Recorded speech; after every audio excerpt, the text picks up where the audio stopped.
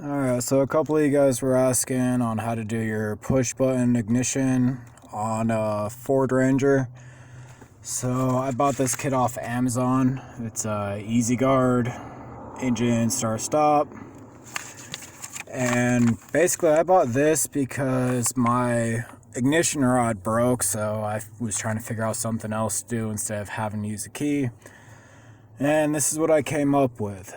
So I disconnected basically this block plugs into here, and that's what will be underneath your ignition column. Disconnected that, and then the yellow of the push button ignition unit goes to the starter wire, which is this red with a light blue line.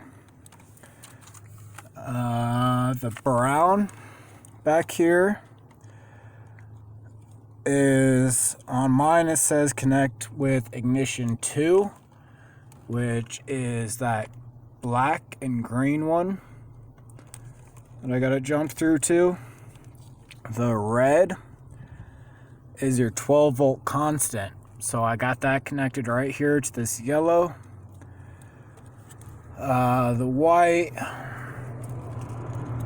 connected to this green, so my white was the ignition wire on here, just connected to that green, and my blue is my accessory wire, but this one's kind of funny. You kind of want to use both, otherwise you don't have your turn signals. So I jumped this one and this one actually go back together. They're jumped together.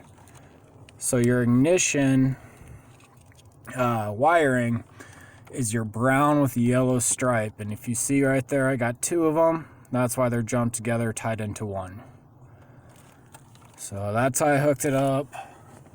My antenna I actually just stuck right behind here.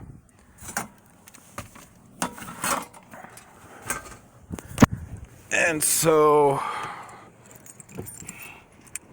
when you go to start it, you just got to get it close to the antenna, press the button,